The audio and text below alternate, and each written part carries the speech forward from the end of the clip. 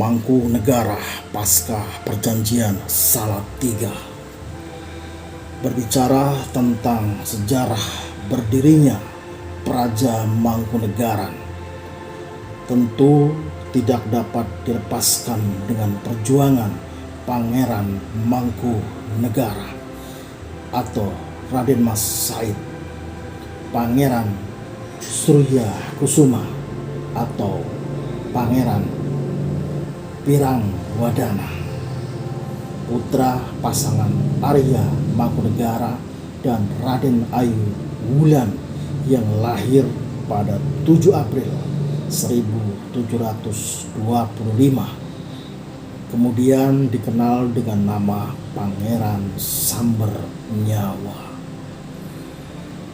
seorang pahlawan perang Sakti Mandraguna yang selalu membawa korban nyawa di medan laga, seorang pahlawan tangguh yang selalu membuat gentar musuh-musuhnya.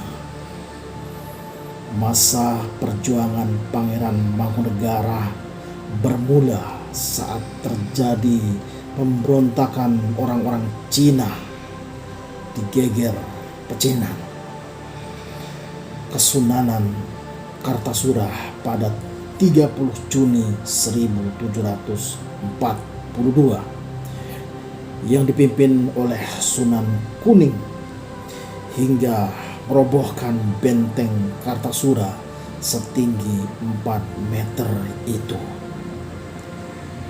Dalam peristiwa Geger Pecinan tersebut, Pangeran Mangkunegara yang masih berusia 19 tahun bergabung dengan orang-orang Cina untuk menuntut keadilan atas harkat dan martabat mereka yang ditindas oleh VOC.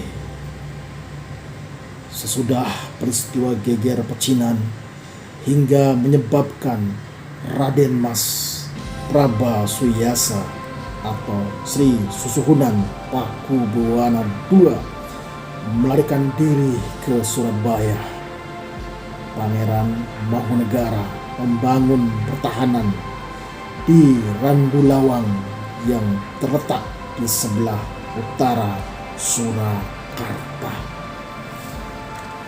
Tidak lama kemudian, Pangeran Mangkunegara diangkat menjadi panglima perang dengan gelar Wedana Pamong Pesur. Ketika berusia 22 tahun, Pangeran Mangkunegara dinikahkan oleh Pangeran Mangkubumi dengan adiknya yang bernama Raden Ayu Intan. Sejak saat itu, Pangeran Mangkunegara yang telah menyandang gelar Pangeran Adipati Mangkunegara, Senapati Panata Baris Lelana Adikareng Nata segera bekerja sama dengan Pangeran Mangkubumi untuk melakukan gerilya melawan VOC di pedalaman Yogyakarta. Sekian lama berjuang bersama Pangeran Mangkubumi, Pangeran Mangkunegara berakhir dengan sakit hati atas perjanjian Giyanti yang membelah bumi Surakarta menjadi 2, yakni wilayah Kasunanan Surakarta dan wilayah Kasultanan Yogyakarta. Kasunanan Surakarta dikuasai oleh Raden Mas Suryadi atau Sunan Pakubuwono III, dan Kesultanan Yogyakarta dikuasai oleh Pangeran Mangkubumi atau Sri Sultan Hamengkubuwana I. Karena merasa dikhianati, Pangeran Mangkunegara kemudian memisahkan diri dari Pangeran Mangkubumi. Sesudah berpisah, Pangeran Mangkunegara kembali menggalang pasukannya untuk melawan Pangeran Mangkubumi. Sunan Pakubuwana ketiga dan Peosa sendiri di dalam mengubarkan spirit berperang melawan pasukan gabungan Surakarta, Yogyakarta, dan Peose. Pangeran Mangkunegara selalu meneriakkan semboyan Tiji Tibe, Mati Siji, Mati Kabe, Mukti Siji, Mukti Kabe. Berkat kesaktian dan ketangguhan yang dimilikinya, tidak seorang pun musuh mampu menjamah Pangeran Mangkunegara. Melihat hal tersebut, Nicholas Harting mendesak Sunan Pakubuwana ketiga untuk meminta Pangeran Mangkunegara menuju meja perundingan. Permintaan Sunan Pakubuwana III disanggupi oleh Pangeran Mangkunegara dengan satu persyaratan, yakni tidak melibatkan VOC. Dengan mendapatkan pengawalan ketat dari 120 prajurit, Pangeran Mangkunegara menemui Sunan Pakubuwana III di Keraton Kasunanan, Surakarta. Dari pertemuannya dengan Sunan Pakubuwana III, perundingan perdamaian yang kemudian diinformasikan melalui perjanjian Salatiga pada 17 Maret 1757 dapat terrealisasi dengan baik.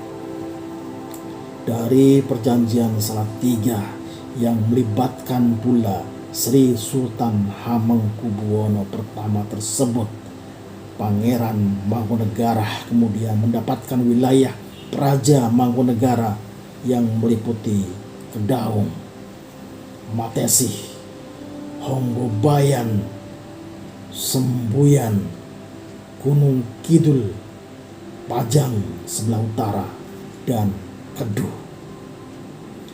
Sesudah mendapatkan wilayah kekuasaan, Pangeran Mangkunegara membangun istana pemerintahan di tepi Kali Pepe pada tanggal 4 Jinmakir 1683 dalam kalender Jawa atau 1756 Masehi, dan menjabat sebagai raja pertama dengan gelar Kangjeng Gusti Pangeran Adipati Arya Mangkunegara pertama.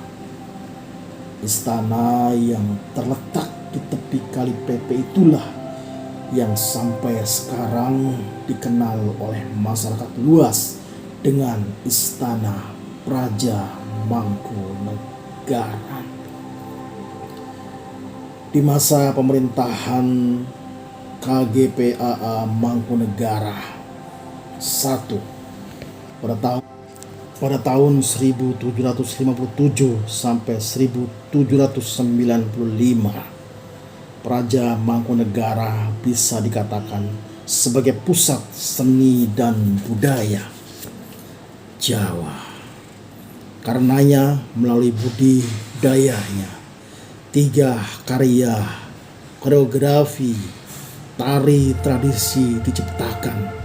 Dengan karya tersebut antara lain tari Bedaya Mataram, tari Bedaya Mataram Senepaten Girameta, tari Bedaya Mataram Senepaten Sukapratama.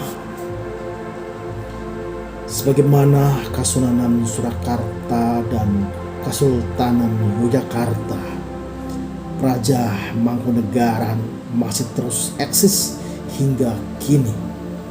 Sejak berdirinya Praja Mangkunegara sampai sekarang, telah ada 8 raja yang tercatat sebagai pemangku tahta warisan. Demikianlah para pendemen, para pendengar pecinta roman sejarah, Babat Giyanti pada babak terakhir ini telah kami sampaikan.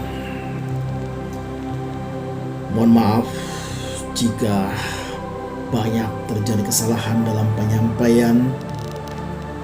Kita akan bertemu kembali pada pembahasan yang lainnya di frekuensi yang sama dengan buku-buku bermutu yang berbeda yang akan kami bacakan dalam narasi